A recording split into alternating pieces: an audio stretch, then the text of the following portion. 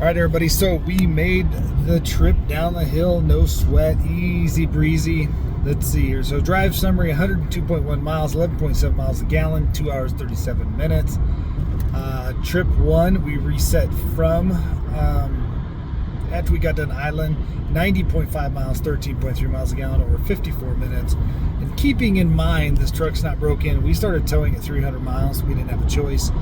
1,132 miles, 12.4 miles a gallon, and 32.3 miles per hour average, which that mileage for average just always blows my mind because I average higher than that. But so decent fuel economy. Coming down the mountain, we had one brake application. In 2 miles, that was it. use the left 2 lanes. Let's cancel that so we don't have to hear that while we're going. One brake application, and that's over Boyd Hill, 6-7% grades. Did really well.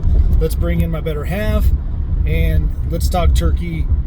First trip out, several hundred miles, and what do you think of the feel of the ride of the Chevy? Obviously, going from Kong, we had firmer seats.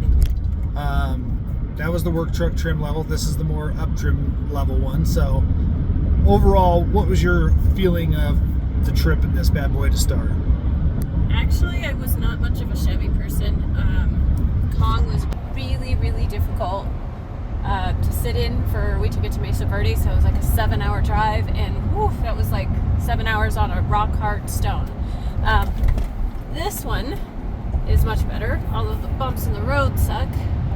They really need to fix these roads, but the chair's comfortable. I got lumbar, it's leather seats, heated, cooled, and I would think usually most of our cooled seats are really like hard and firm. These ones are nice and soft, and it doesn't even feel like they're cooled seats, so I am impressed. I'm impressed with the ride. It doesn't exactly feel, the Ford was like more bumpy on the road and it felt more truck-ish. While this is definitely a truck, it's smoother riding, I think. Yeah, and overall, I mean, the control, again, they all have plenty of power. They all can get the job done, but really when it comes down to stability and stuff.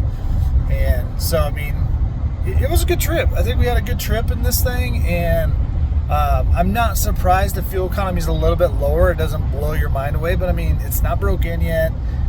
It's 19,000 pounds. It is what it is. We have idle time. That calculator figures in idling and warming up the truck when we drive into town, and so I'm not disappointed in that. I'm very happy with the exhaust brake going through the Rockies.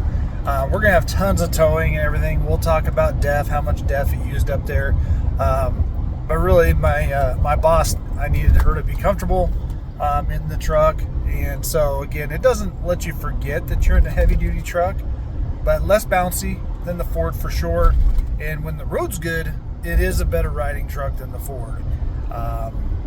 Interior's whisper quiet, seats are decent, so very happy with that. All right, guys, make sure you hit the subscribe button, notification bell, because we have tons and tons of RV stuff coming up. We have tons of truck content stuff. What happened with Loki? We have all of that coming, and it's going to be a blast this summer, so make sure you're there to be part of it. Catch you on the next one, okay?